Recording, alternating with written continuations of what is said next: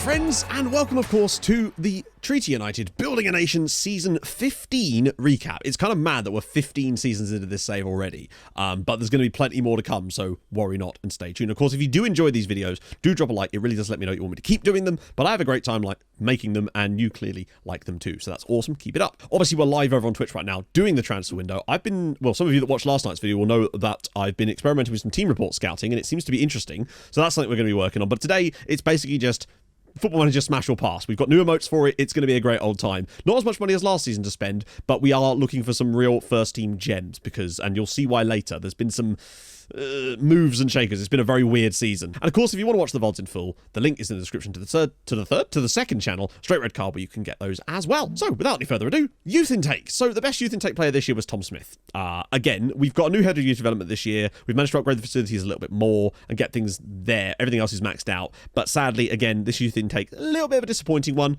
One of these days, I'm just hoping that we might be able to get a solid youth intake with just a astonishingly good player. It'd just be nice to have one guy in the whole save that actually is here. We've had some good players, but they've come through at other clubs after being poached from our youth intake before we'd even had a chance to bring them through. Usually English sides, in fact, exclusively English sides. Disappointing when that happens, but I don't know what we can do about that, really. That's just RNG of the game, isn't it? So yeah, Tom Smith was the best, and that's all there really is to say about him, unfortunately. He's an attacking midfielder. Now, before I show you the way the loan farm's shaping up, I thought we'd actually do the signings ins and outs first, because obviously with a lot of new signings, a lot of them are going to be in the loan farm, and I don't want to spoil things for you. So we'll revisit that first, but now it comes to signings. And first, it's outs, because this season has actually had a few, I suspect. The first of which was Jonas Kubek. Now, this is a weird one. Basically, he had a contract, a release clause in his contract of £7.5 million. And our issue was, we felt that he was going to get that clause triggered by the likes of PSG, and all kinds of clubs were bidding on him at the time. So we basically did a little bit of wangling, which is where basically we've sold him to PSG for just over £5 million, but we've got a 50% of next sale fee clause in. Knowing full well that we'd end up losing him because we were getting dangerously close to triggering the clause, we thought better sell him for a little bit less, get that clause in for ourselves, and then hopefully make a load of money on the back end. And unfortunately, Kubek kind of fell off a cliff after that. He started off the season pretty well. As you can see, 11 goals and 13 assists this year. He still had an okay year, but it's the fact that really he just started to decline massively in his performances over the second half of the season, once PSG really seemed to dig their claws in, needless to say. So it definitely caused us a lot of problems. And we've had a lot of issues with those right side and left sided players this season in general. One of the areas we'll definitely be looking into in the transfer window right now over on Twitch, because we need to sign some first teamers for that role. But yeah, Kubek sadly gone for £5 million. Also sadly departing was Allen for £4.1 million to Al Shabab. It was another one of these situations where contracts were expiring, he didn't want to sign a new one, and as a result, we kind of ended up having to let him go in the end. But we got £4.1 million out of it, which was something, I guess. I mean, look at that. He's on nearly 50 grand a week there. We weren't going to be able to offer him that here. So he's now gone, but don't worry, we'll bring him back when he's like 30 again on a free transfer, because that's just what we do with Alan. He'll have his third stint at the club one day, but good money for us at least. Nemanja Kuzmarovic moved back to Čukarički, his original side, in fact, in the end, for £79,000. It just didn't quite work out for him here. Once he was unable to get back out on loan again, it just sort of stagnated his career. No club would ever take him after he came back from that loan spell with Bose, which is a shame, but there you go. It didn't quite work out. Similar story, really, for Ailton Rocha, who went back to Portugal, this time to go to Rio Ave, for £29,000. It was a relatively cheap deal, but we just needed to sort of do the deal. I think we do have a clause, but it's not going to be much. And the last of the outs from transfers is Jean-Yves Leclaire. You might remember him. We brought him in literally less than 2 seasons ago from Željezničar over in Bosnia. The problem we had with him basically was that I wasn't sure if I was ever going to get him out on loan. He was never going to be a homegrown player. And when Benfica came in and said they'd give us some money for him, I thought, yeah, we'll probably take that. It was only £1.5 million, but we once again managed to get a 50% of the next sale fee clause in, which, given that his value is already between 5 and 8 million, I'm hoping that if he does well there, they might sell him for big money and we might get some of that. Or, worst case scenario, we can sell the clause back to them and maybe grab ourselves £3 or £4 million on top of that. So again, it's good profit for the club. And we've really been trying to wheel and deal on that situation this year, because I think that's important to keep the finances healthy whilst we try to strengthen ourselves and other Irish sides. And last summer, this transfer winter, was all about pretty much strengthening the other Irish sides, as well as ourselves, but it was just loan farm central. We went mental with signings, as you're about to see. So sit back, because there's been quite a lot, and I mean a lot. The first of whom was Fernando Avelar, because we could. He was there. We signed him for £300,000, brought him in as an emergency backup. I want to get him a chance to get a goal for Treaty at some point, just to complete the cycle as far as building a nations go. But that was more for the memes and because we could afford it. Next up was El Barto. He's not actually El Barto. His name is Juan Poves. He's a regen goalkeeper from Barcelona, but he was supposed to be our Bart Verbruggen replacement. He's a solid keeper. He's had an okay time of it this season. Some issues in certain matches have cost us at times. More on that a bit later. But we also had Bart Verbruggen back this season for a second season on loan from Porto. So they bought him off of us for 20 million, and now he's been back on loan with us for 2 seasons. And little sneak peek here, for people on stream might not even know this yet. I tried to loan him again. Porto tried to put in a £3.3 million optional buy fee. 3.3 million! And it looks like they're going to sell him this summer anyway to someone else for like £4 million. So bravo, Porto. Bravo. But needless to say, El Barto will probably take over as our first choice keeper after a while if we can't find anyone better. I think he's solid. Like, he's a solid keeper. He's still only 20. I like him a lot, and hopefully he will improve. He's already got 721 caps for Spain too. So clearly there's a quality goalkeeper there. Next up is probably one of my favourite signings of the whole window. This is Djibril Dia.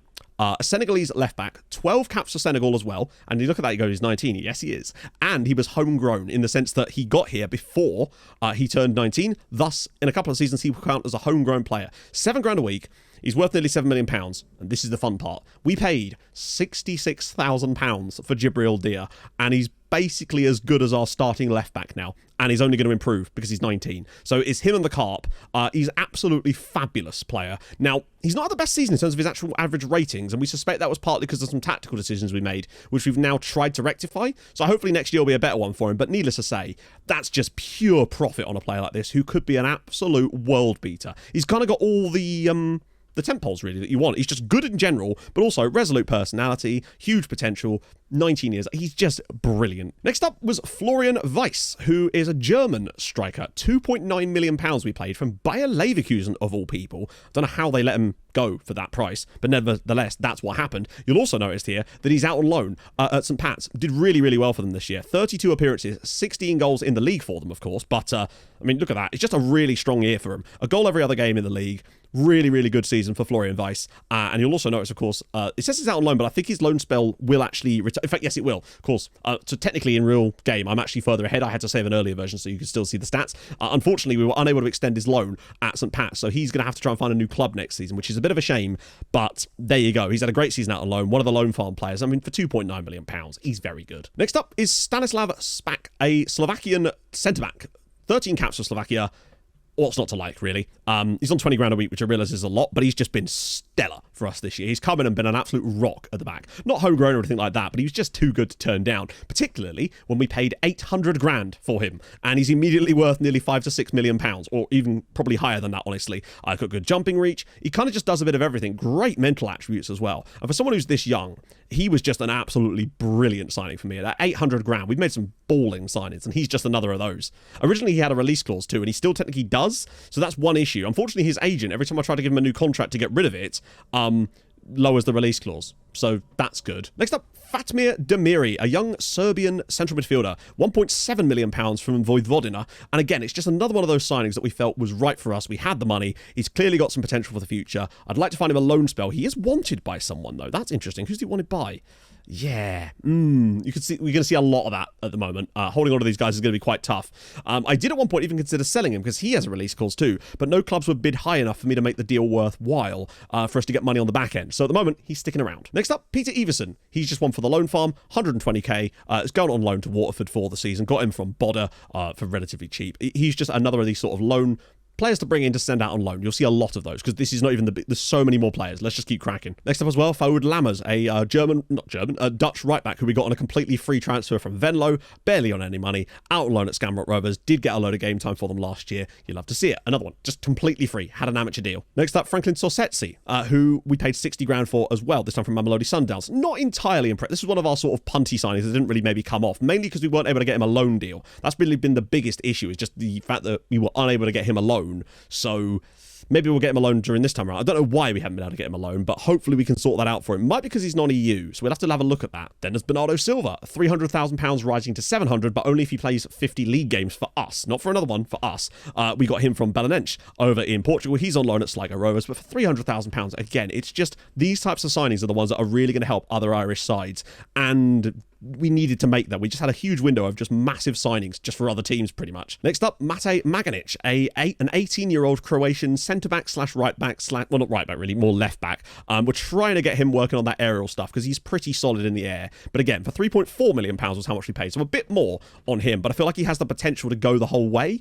And that's kind of why we splashed the cash on a guy like Maganic, because they're just stacking this team out with quality for the future. Just have to start developing them, and they are slowly developing, which is key. It feels like this team is just going to develop itself into being an absolute monster, because the work we did in that transfer window was to bring in all these homegrown talents with great ability. And this summer, or this winter rather, I keep saying summer, you know, I'm so used to the nomenclature of transfer windows. The idea is to basically get some icing on the top key first team players that cost a bit more money and allow the rest of these guys to come through and slowly fill those slots over the next few seasons to build an absolute super team. That's my hope anyway.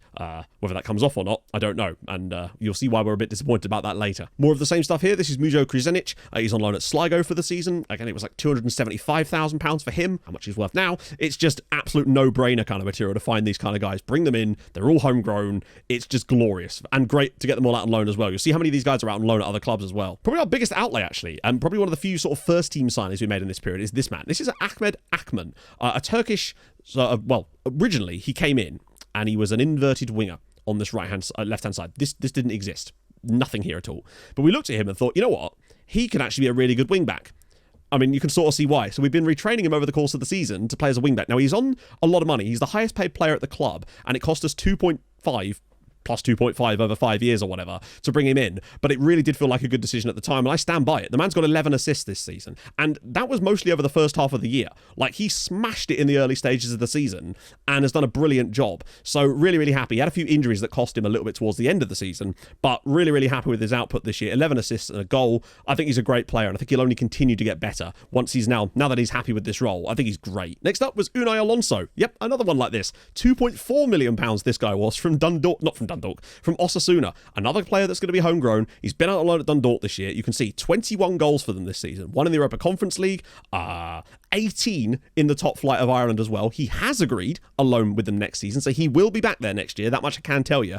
I mean, what a player he is for £2.4 million. He could propel Dundalk into some serious European business next year. That's what's so exciting about having players like this on. Look at his mentals. Then there's Guillermo Salgado, another this keeps going, I realise. Not even 1.9 million. It was not a lot of money, but again, he's gone on loan to St. Pat's as well. They took a lot of loan players from us this season, so hopefully if they have him next year, at least the lack of Florian Vice might not be quite such a dent for them. But again, another player that's going to be homegrown, and he was relatively cheap as well. And now another one, Tobias Viggers, 18-year-old Danish central midfielder, 1.5 million from Brøndby this time, and he's on loan at Dundalk as well. But we're just getting so many players that are coming in and immediately be worth more money than they were, straight out on loan, getting the development time, getting lots of league games. He only came in midway through the season, if I recall, which is why he's played less matches for Dundalk. But, you know, still over half a season, solid work for him. And the final signing of the season from that point was Silvio Halilai, an Austrian defender. We brought him from SV Ried over in Austria, of course.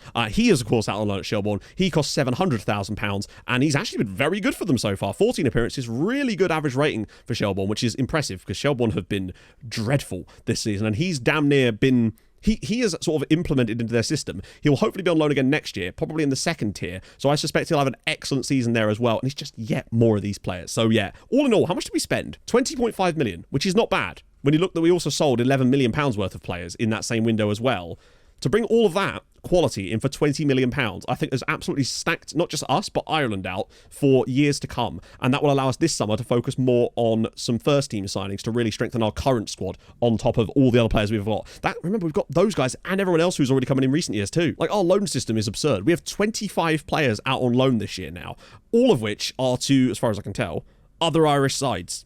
I mean, this is starting to get a little bit silly, and it's exactly what I want. I want to try to up that to 30 next summer, next window as well, just to keep those numbers going through the roof. But it's really, really cool to see, and they have been having an impact at the other Irish sides, particularly in Europe this year, as you'll see in a bit. Now, quick look at the league, and it is going to be a very quick look. So, about as straightforward as you can possibly imagine. There's very little for me to really say. We drew against Bowes. Unfortunately, we did lose a game against St. Pat's here. It's always one. We still haven't got the unbeaten season completely, but we did only lose 2 games domestically this year. We actually lost the EA Sports Cup final on penalties in the end, which was a bit of a shame, but there you go. Luckily, it was the Dundalk, so it didn't really matter. But yeah, still just the 1 league defeat.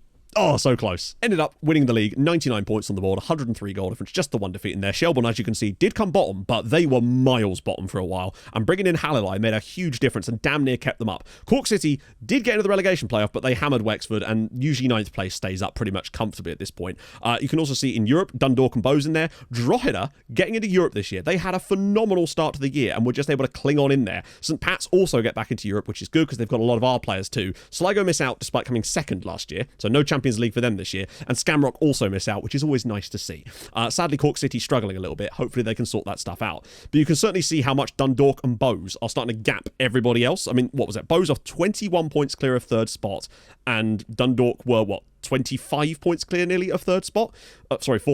So those two are really breaking away as the second best teams in the league, and this is exactly what we want. Consistently having those two, getting in Europe every year, hopefully making some progress and getting their own personal coefficient is really what we need, and that's kind of what we expected to happen. And as you can see, Dundalk will be in the Champions League next year, Bowes in the Europa League as well, which is always lovely. You'll also notice as well, Thijs Fries, top scorer in the league, 22 goals from central midfield this season, 13 assists on top of it. What a year he's had. More on that a bit later as well, though.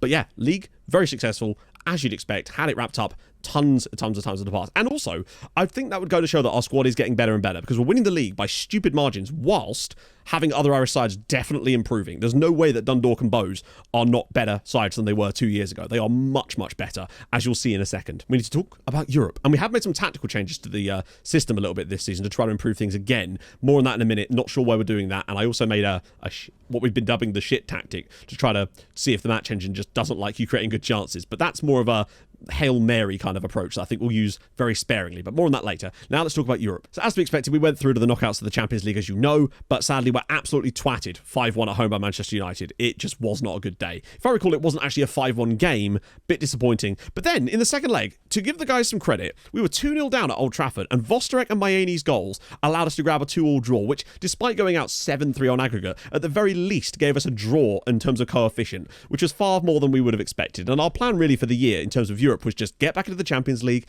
We're still pot 2 side, try to get a group that we can qualify from in third place or something like that, have a crack at Europa League after Christmas and see where we go from there. And that really is almost always the plan. So when it came to the Champions League, we got CSKA in Moscow, 1-2-1 in Moscow, not in Moscow, sorry, we played in Brøndby over in Denmark there. But then a 0-0 draw at home was a little disappointing, but we did get through to the final round there, and that was it, because that was the playoff round. We went straight in at the playoff round, had one tie to do, and we straight through to the group stages. Good stuff. And as our reward for being a pot 2 side, we got a group of Porto, who were the reigning champions.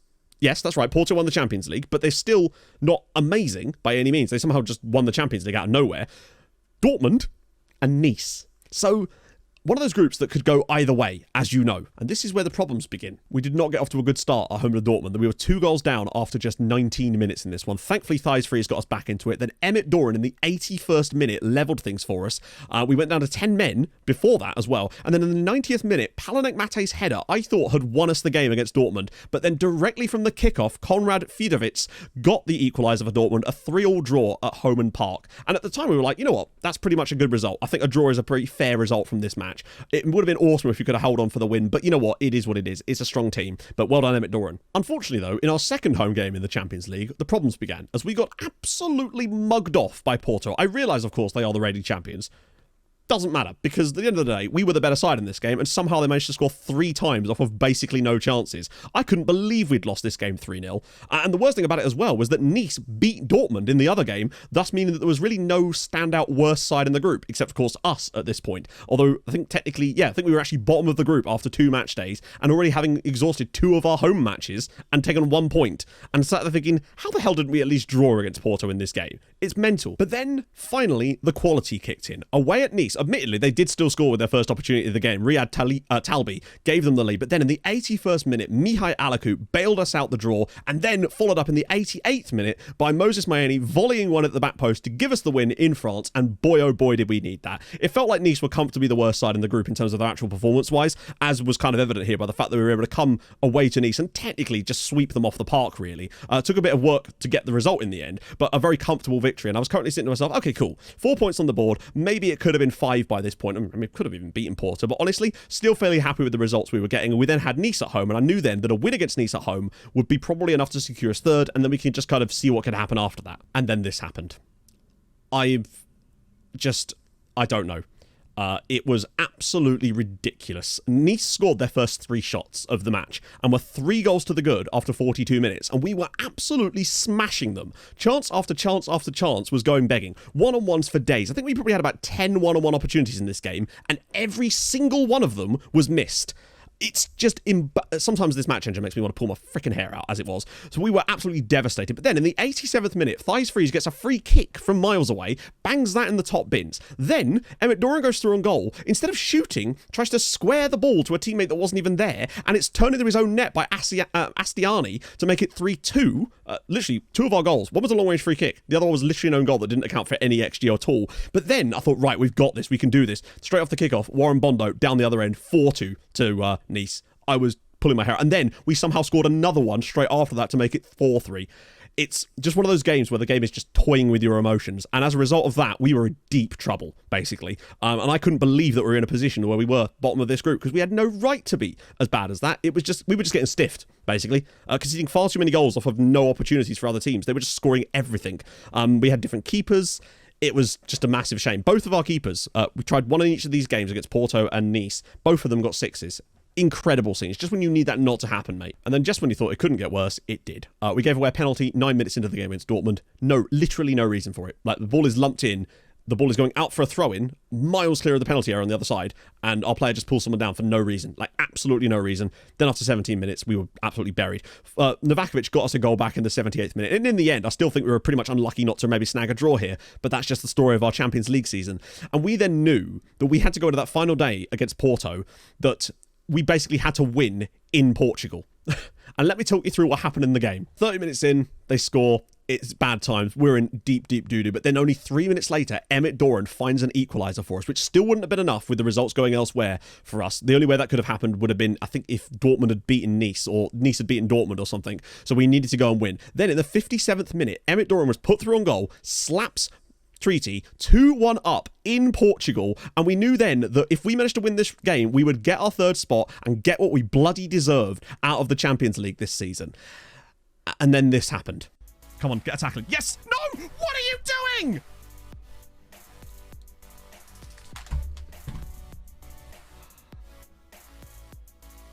So yeah, needless to say, I'd kind of had enough at that point. The last kick of the game, Porto equalised, and fair enough, the draw, the actual result itself on the night is completely understandable and completely fair. But I'd had enough, considering what we'd seen in the Champions League groups to that point, about fairness, honestly.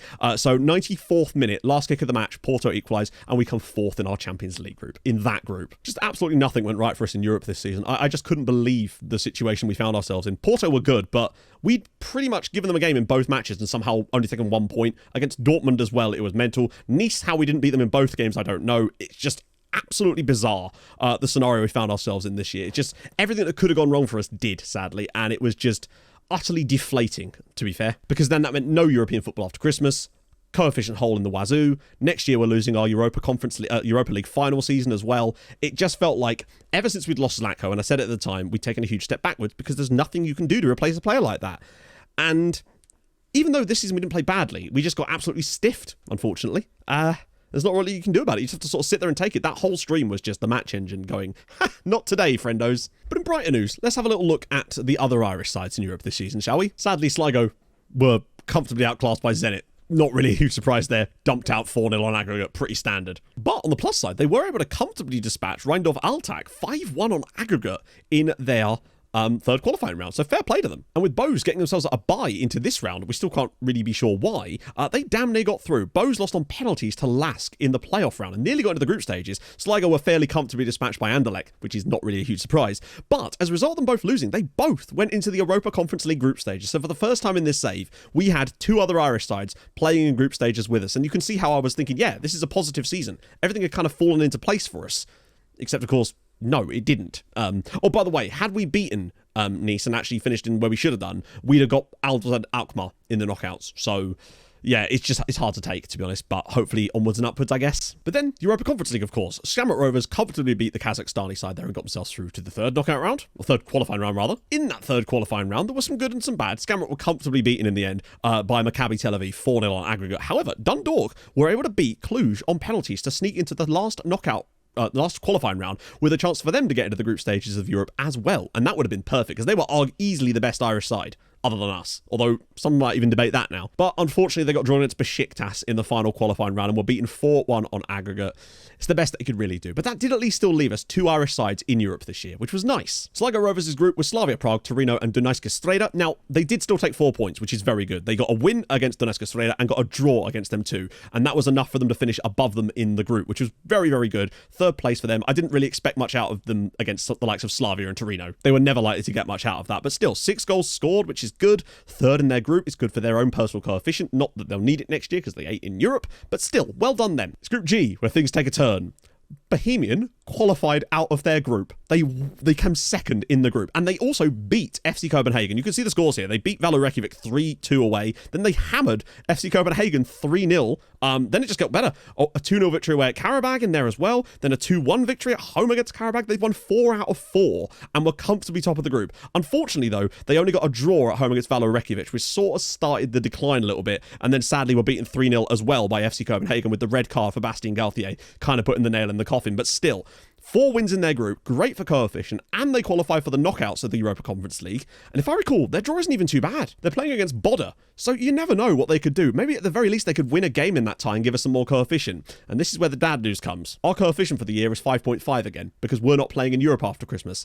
If we'd have just been in the Europa League, this would have been such a good season to use that as a base point to just go for the moon afterwards with all the other Irish sides doing stuff.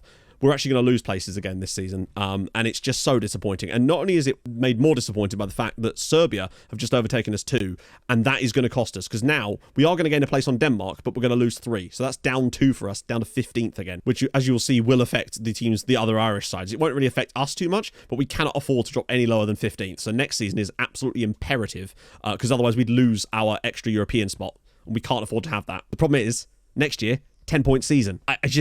It's such a disappointing year. Everything since Zlatko has just been a shit show because we've not been able to replace him. You can't just replace a striker like that.